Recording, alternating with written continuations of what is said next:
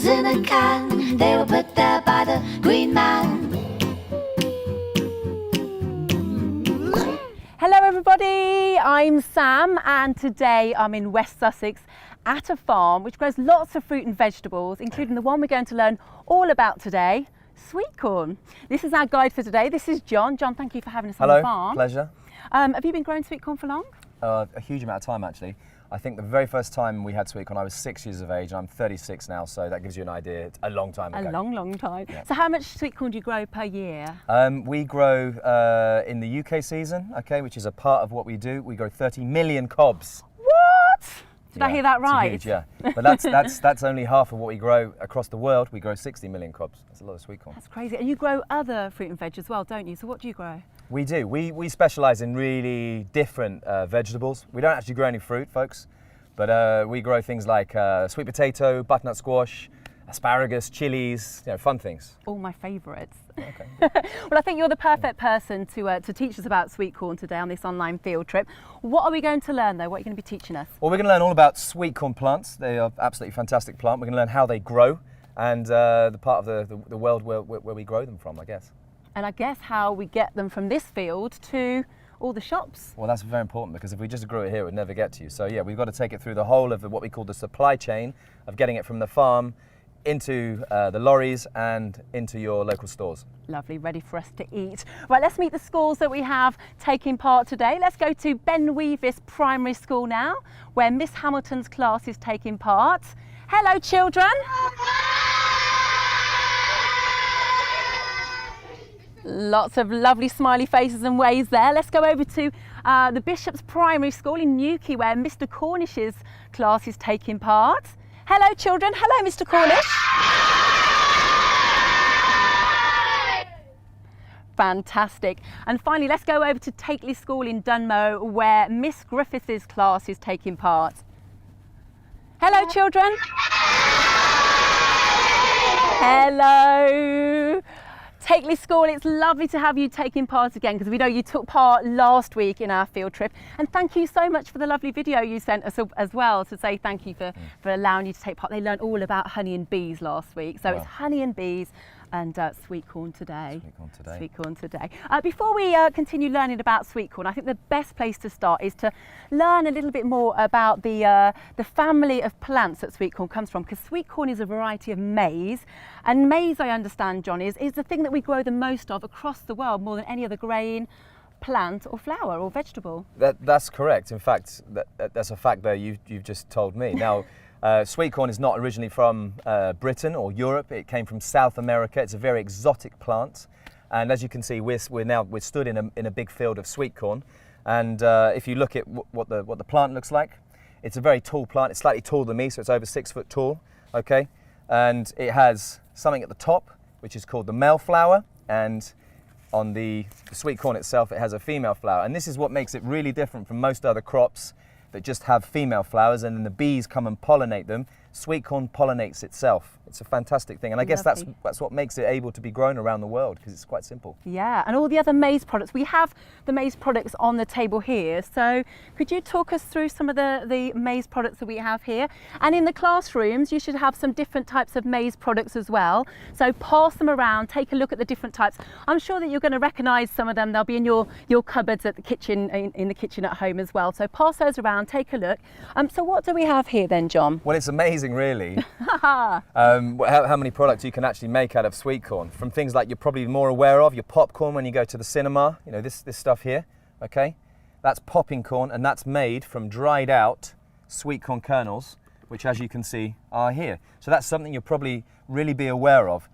In terms of sweetcorn, you'll probably have it home, maybe on your pizzas or maybe on the side of your plate with some of your meals. You'll have this stuff here, which is prepared sweetcorn. It's been cooked and the kernels have been taken off and it's been put in a tin for your convenience. It's fantastic. You can eat this really easily. And little baby ones. Little baby ones there, yeah. So these things here, for me, this is like the ultimate designer veg really. It's picked off the plant when it's really young and really tender. It's not bad actually. It's pretty good for stir fries and that sort of thing. Really big in Asia, Chinese food, Thai food, that sort of thing. And then the full carb experience, which this is how we grow them here. Can everyone see these? Yeah, everyone's got these? Okay. And when you peel them back, you can see what's inside. Absolutely fantastic looking, yellow, gorgeous, sweet, Lovely. tender cob. I really want to eat it actually. I'll Yeah, just me put that too. down. We might get a bit more up close and personal with the corn on the cob a little bit later on. So these are all different types of maize, and so maize obviously is really important for food for humans, but it's an important food for animals as well, isn't it? That's right. Maize in its purest form, or field corn as it's known in America, is really about feeding the cattle and feeding the chickens and all the, you know, the milk you get and the meat you get from the supermarkets and maybe from your butcher as well. That has to be fed by something. So maize is a really important feed for animals. But when we feed it to ourselves, we don't really like the maize flavour of things. Maize can be a little bit starchy, not so sweet, maybe a little bit chewy. So we've developed through our really clever breeding programs sweet corn that tastes and crunches really nice. It's almost like a fruit. It's that good. So it eats a lot better, and that's why humans like it. So the animals don't mind the bland taste, whereas we like it nice and sweet. Absolutely. And can you run, a little birdie told me you can run cars and buses using maize. Yeah, believe it or not, yeah. I mean, the high sugar level inside the sweet corn, inside the corn on the cob, can be taken from that and turned into ethanol, which can be used as an alternative to fossil fuels, so petrol and diesel, if you're thinking those sorts of things. And alternatively, maize can also be put through what is known as an anaerobic digestion process. I'm getting a little bit scientific here, but it's basically turned into gas. Okay, the sweet corn breaks down, mold takes over, it breaks down, and that gas is captured, and then that gas is put through into engines that drive combined heat and power units, and they can actually make cars work, and lorries and tractors. So it's a really sustainable, environmentally clean way of creating an alternative energy source. That's right. Wow, so maize is incredible.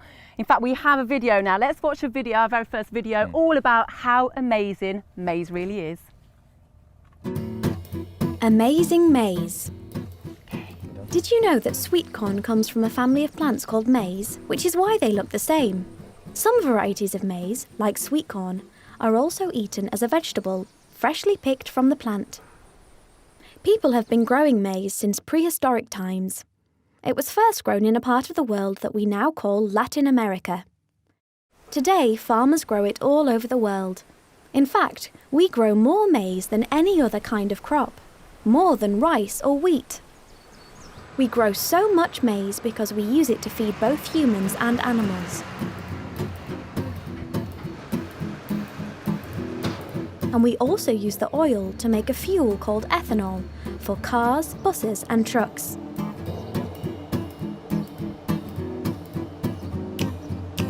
Maize plants grow from seeds. The seed of a maize plant is called a kernel. The kernels grow on a cob. Each cob of maize has as many as 600 kernels on it. Each kernel can grow into a new maize plant. Some varieties of maize can grow up to be 2.5 metres tall. That's the same height as a crossbar on a football goal. The kernels on a maize plant are also used for food. Did you know popcorn is also a variety of maize? To make popcorn, dried kernels are heated until they explode, forming fluffy pieces of popcorn. Another type of maize is dried and then ground up into flour to make corn flour and cornmeal. The flakes of yet another variety are used to make a breakfast favourite, cornflakes. All these foods are made from maize. That's why we call it amazing maize. Fantastic. So maize really is marvellous and it actually grows really, really high, John, doesn't it? It's crazy. So you may be able to see behind us, there's a bit of marvellous machinery on its way up behind us. I'm hoping it's going to stop, John. We're going to take a close look when it gets to us. But beforehand, I know you've all been learning about sweet corn in your classrooms before today. So I think it's about time that we put your knowledge to the test. So let's go over to one of our schools now. Let's go over to Ben Weavis School, where Miss Hamilton's class has some sweet corn facts. Who have you got for us, Miss Hamilton? Hello everybody from Ben Weavis. Our first child is Tyler. My fact is, I have learned that sweet corn comes from a lot of different countries, like Brazil, Mexico, America, and Argentina, and a lot more. Wow, fantastic. Yes, so we've got a fact there that sweet corn comes from lots of different countries, like Brazil, Argentina, Mexico, so not just here in the UK. That's correct, yeah. Sweet corn is grown all over the world, yeah. Nice fact. Okay, do we have another fact, Miss Hamilton? Yes, we do. We've now got strewn in. My fact is that the fruit is called kernel, and the kernel is the bit we eat. Great. Okay, that's a great fact. So the kernel is the bit that we eat. Yes. And we've got the husk at the bottom, haven't we? We have. The That's husk is right. the green leaves. Yeah. Yes, and so we actually eat the kernel. That's a great fact. One more fact, Miss Hamilton. Yep, now we've got Rosie. I learned that corn has a different name called maize. Fantastic, great fact from Rosie there. Corn has a different name from maize. That's good, yeah. Yeah. Well observed, yeah. Fantastic, lovely, lovely facts there. So the machine's coming up behind us now, as you can see. I can just see lots of things shooting out of the machine, John. What's happening? And we'll have a closer look when it comes to us. Well, that's a great way of taking all of the leaves and all of the things that aren't the sweet corn cob and putting it back on the soil, because what the soil likes is compost. So instead of bringing that back to the factory where we would have to deal with that waste, we leave it in the field and it's used as compost for the soil to make it healthy for the next year. And so how often would you do this, and how long have the plants that have been growing been growing for? Okay, well, our sweet corn cropping season in Britain, because of our limitations of weather, we get lots of rain, it's not always very warm here, are between August and September. So this crop of sweet corn will only be grown once. It takes 90 days to grow. That's really important. It's quite a long crop, so it really will only be growing here this year once. Oh, fantastic. And so it seems to be kind of going quite quickly. So how many cobs could it pick in, say, an hour? Or It's very, very hungry. It's a real muncher, and it moves very, very quickly. So you don't want to be stood too close to it when it gets here, so we've got to hurry this up. It will probably pick over, so look, we'll do 10 acres an hour, and every acre we have about 10,000, so maybe it'll do 100,000 cobs, maybe an hour. That's pretty good, yeah. And we've got 6 of these. wow, So we're busy.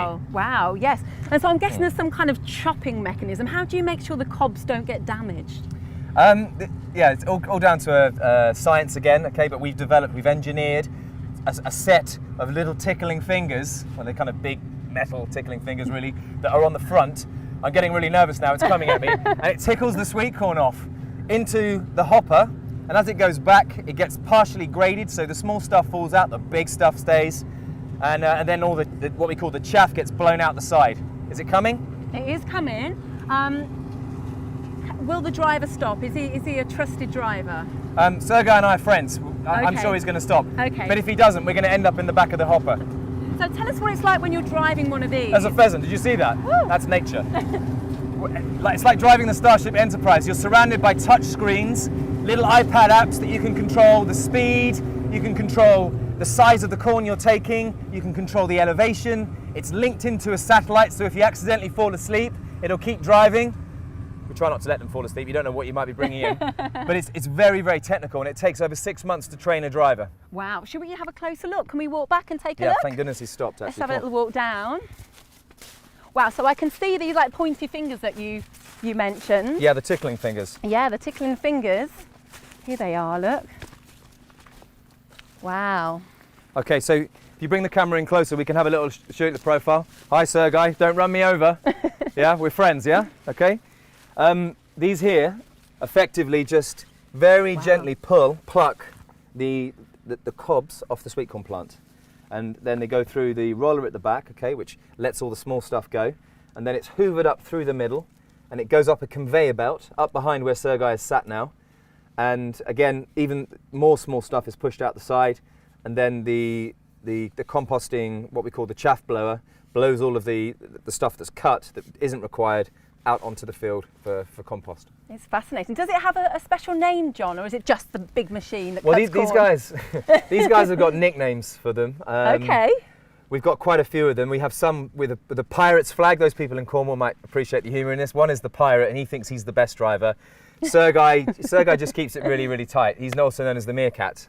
So he likes to just, drive really steady, make sure he gets a good yield, make sure he doesn't use too much fuel, because these things can burn through a lot of fuel. So the key thing is driving it at a really steady rate, so we're not wasting any resources, and we can grow as efficiently as possible to keep the costs down, because we want you guys to be eating as much sweet corn as possible. We don't want it to be too expensive. Fantastic. You're not driving it on maize, are you? Too big for maize? It's an interesting fact. This head here, what we call the picking head, has been developed to tickle corn off. The maize cutting head is very different. It's just like a big lawnmower that just has this blade, and rather than mulch everything out, it mulches everything in, and then that gets taken back for cattle feed, okay, or whatever people want to do with the maize. Great, so everything's used really? Everything's used, and it's all about quality, getting absolute quality sweet corn, corn on the cob to you guys, so that when you eat it in a restaurant or when you take it home and put it on your barbecue, you get the best experience. Lovely. Well, I'm asking all the questions. I think it's time that our school's got an opportunity to ask you some questions, John. So let's go to the Bishop's Primary School now, where Mr. Cornish's class is taking part. Do we have any questions, Mr. Cornish? Yes, we do. This is Amelia. Amelia, come to the front. Hello, Amelia. Kneel down. That's it, and ask your question. How long does the corn take to grow? Great question, Amelia. How long does the corn take to grow, John? 90 days, but we've had really good weather this year, so actually it's taken 80 days, so it's taken 10 days less, which is very good for us. When you say good weather, is it the sunshine you need, or do you need yeah, absolutely. rain? You need lots and lots and lots of sunshine. Sweet corn loves sunshine. The more sunshine you get, and you can measure this is called lumens, now the technological fact, the higher the lumens, the higher the sugar content of the corn. Oh. So you want great weather for the sweetest sweet corn, which makes the best eating experience. Lovely. Great question. Do we have another question, Mr. Cornish? Yes, this is Chloe. Hello, Chloe. Hello. Why doesn't sweet corn digest? Closer. Can you repeat that again, Chloe? Go a lot closer. Go right up here. Good girl. Why doesn't sweet corn digest? Why doesn't sweet corn digest, John? That's a really good question. You know, there was always going to be someone asking this question. Again, I've got to become technical. Sweet corn is full of something called cellulose, okay? Now, the goodness of the sweet corn is inside the kernel, okay? The little yellow thing that we spoke about earlier on. But that yellow skin, also called the pericarp, I told you I'd be technical, is made of cellulose, okay? And that's a very good thing naturally for you. It's good fiber, it goes through your system, it keeps a very healthy intestinal system. Your gut needs fiber, okay? But quite often it comes out the other side. And we don't need to go into detail about that. I think we all know exactly what I'm talking about. Next question. Mr. Cornish, do you have another one? This is Megan. Hello, Megan. What are the best growing conditions? Great question, Megan. What are the best growing conditions, John, for sweet corn? Well, do you know what, Megan? That is a very good question, because here we stand in one of the best crops of sweet corn that we have grown all year. These guys are lucky, they've arrived on the right day. And half an hour ago, it was raining, okay? So the crop likes to have a good drink, and that means that the roots can soak it up, and the big corn on the cobs can soak up that water and become really juicy, really thick, okay? So it needs that water. But the thing you see in this particular field is it's all sand. The soil here is incredible. I mean, you won't be able to see it now from the camera, but it loves that sand because it means the roots can get down into the, deep down in, and it can build a strong plant. And if you have a strong plant with lots of sunshine, enough water, you know what you're gonna get. You're gonna get great corn. What do you do if you don't have any rain? Do you have to water them? Well, we do a rain dance. Sometimes when we don't have enough rain, it's quite a serious thing actually, joking aside. And we have had situations in the past where we've had to make a decision. Do we save the early crop or do we save the late crop? If we don't have enough rainwater, we have to call upon our reserves. And what we do is we dig, we have this around the farm. You won't see this again today, but we have massive reservoirs. They're really, really huge. You could sort of swim across them or have a little boat on them, and we pump water from them, okay? We pump it out onto the fields. And sweet corn loves water, loves to drink. So if you don't have any water, you're not going to have a good crop. Oh, that's a really great question. Have you got one more question there? How much sweet corn did you grow last year? Great question. How much sweet corn did you grow last year, John? A little bit more than the year before, a little bit less than this year. No, every year we try and grow more sweet corn. We try and make sure that all of the supermarkets across the country and all the grocery stores have our fantastic sweet corn. And quite often if we do a really good job and we deliver real quality, the next year it grows because more people want to eat. I mean, there must be people in your classroom that have had a couple of really good cobs this year, and maybe you're asking your mum and dad, well, can we have some more of this, please? And so we have to fulfill that demand. So next year I'll be growing about 15% more. That means 15% more land. That means 15% more people operating. That means, probably might need to get another one of these to keep up with it, to harvest it in time. But every year we're aiming for growth, every year, okay? Fantastic. Talking about growing, we've got another video now, and this is all about how sweet corn grows. Sweet corn, from farm to fork. Sweet corn is a type of maize. We can eat it fresh on the cob, from a tin or cooked from frozen. Sweet corn is a seasonal plant. That means it only grows at certain times of year. It grows from a seed, called a kernel, that is planted into the fields during the spring months of April or May. With plenty of sunshine and water, the plants grow tall very quickly. After around 15 weeks, the plant produces small cobs on the stems with long silks that look like hair. A flower is produced at the top of the plant. As the wind blows, the pollen from the flower falls onto the silks. This is how sweet corn is pollinated and how the cobs begin to grow. The cobs of sweet corn are ready to be picked in July, August or September, when the sweet corn plants have grown to be around 2 meters tall. At the farm, they use these big machines to harvest the sweet corn. The machine cuts the stems and then separates the cobs from the rest of the plant. This machine can harvest as many as 50,000 cobs of sweet corn per hour. Sweet corn contains natural sugars, and that's why it tastes so sweet. As soon as it is picked, the sugars begin to turn to starch, which doesn't taste as nice. So it's important that sweet corn is harvested and processed quickly. Some of the fresh cobs are packed and sent to store, ready for you to cook. Some are sent to factories to go into tins, and some are sent to be frozen.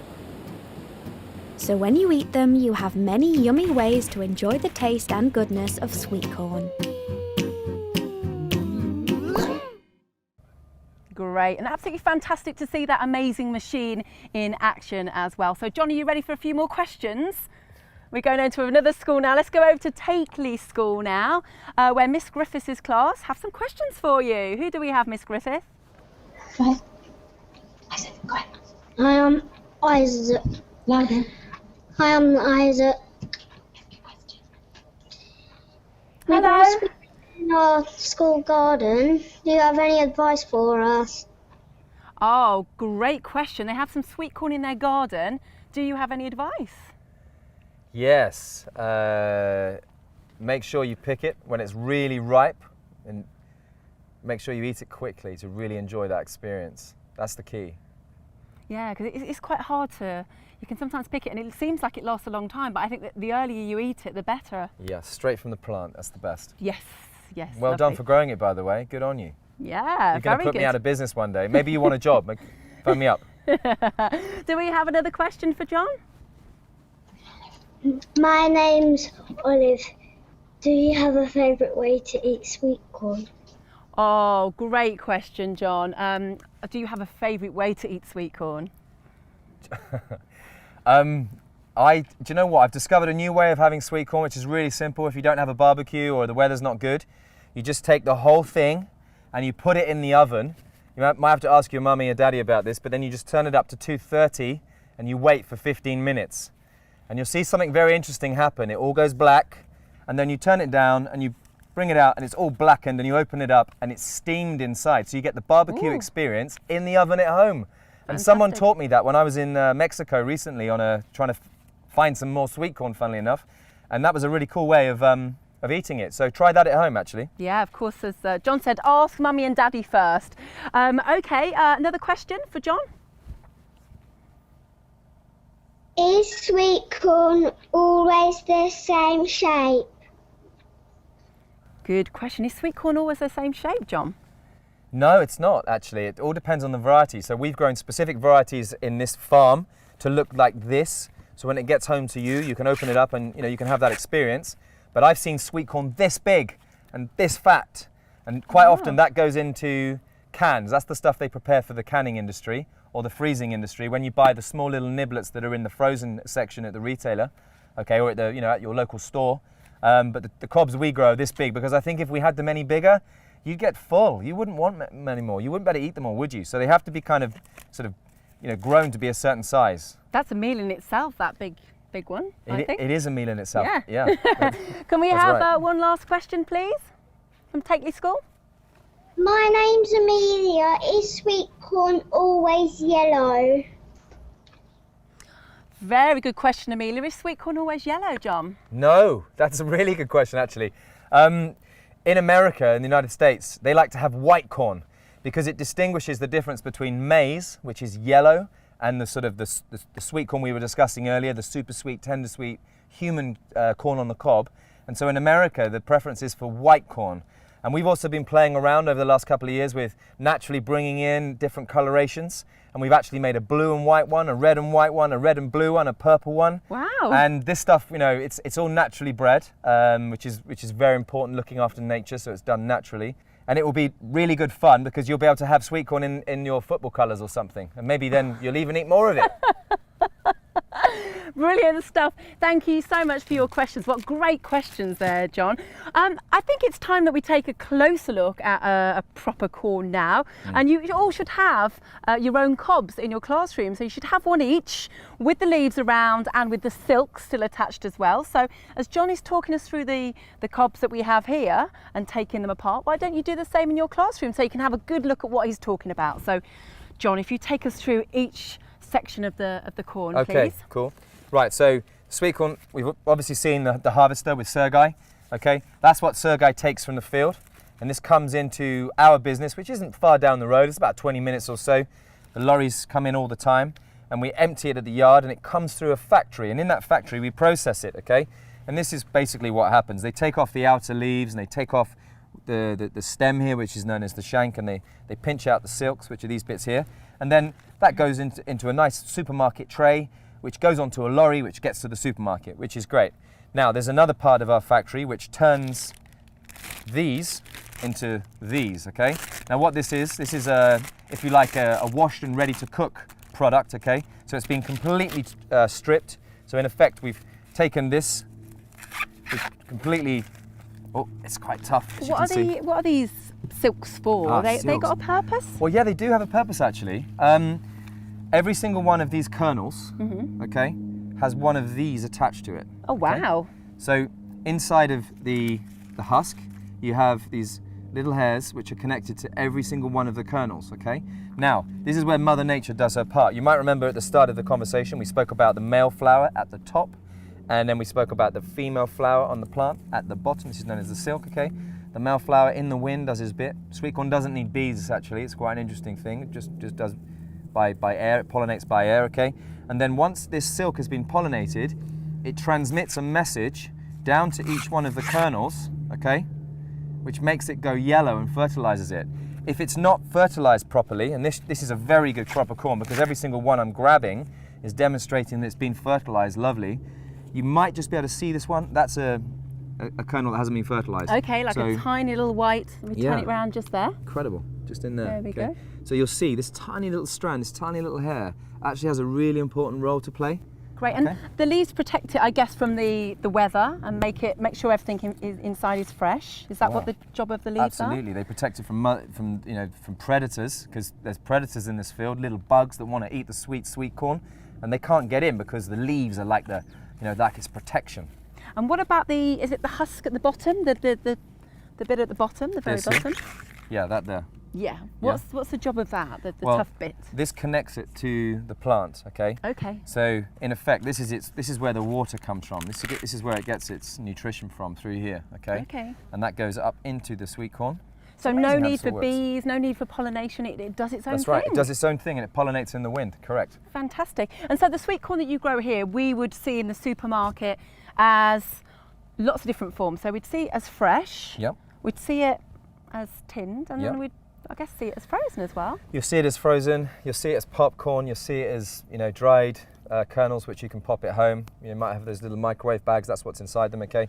And this one here is baby corn, which we sort of create for special kind of restaurant or stir fry kind of occasions. You might have seen this in your your Chinese meals if you like Chinese food. Corn, it is very, very tasty, but very good for you as well, because 3 heaped tablespoons of corn or a cob is the equivalent of 1 of your 5 fruit and vegetables a day. It's also a source of protein as well, which makes it good for your strong bones and muscles. So I've enjoyed my sweet corn over time, but there's other vegetables out there, children. And in my view, you probably need to have a wide spread of vegetables. You need to have the green ones, the orange ones, the yellow ones. Have the broadest colours you can possible for your best health. Fantastic. I think we've learnt so much about sweet corn today. Let's go over to Bishop's Primary School now to find out what you enjoyed the most. My name is Jennifer, and we've learned that sweet corn can come in lots of different sizes. Great. Okay, so sweet corn comes in lots of different shapes and sizes. Yes, it does, yeah. That's a Baby ones to big ones. That's a really great fact. Can we go over to Takeley School and find out what you enjoyed the most? My name's Alyssa. I've learned that sweet corn comes in different colours. Sweet corn comes in different colours. That's a really great fact that we learned as well. It's really, really good. We're about to go, but one last question for you, John. What's your favourite thing about working with sweet corn?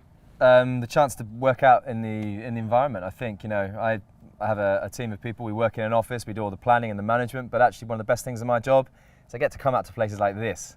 And also we grow corn all over the world, so I get to go there as well. And I kind of feel like, in a small way, like the man from Del Monte.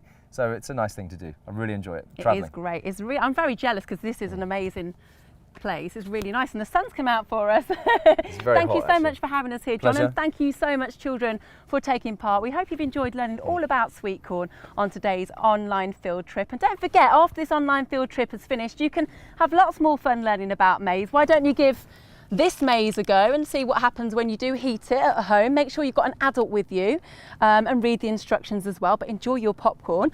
Also enjoy boiling and eating your corn on the cob, and if you like, John and I put a nice bit of butter on and enjoy that as well. And if you'd like to take part on a field trip and go to a participating farm or factory, you can do that. Just take a look at these children having so much fun, learning all about where their food comes from. Everything you need to know is online. But goodbye from me and John from West Sussex. Bye. Bye-bye.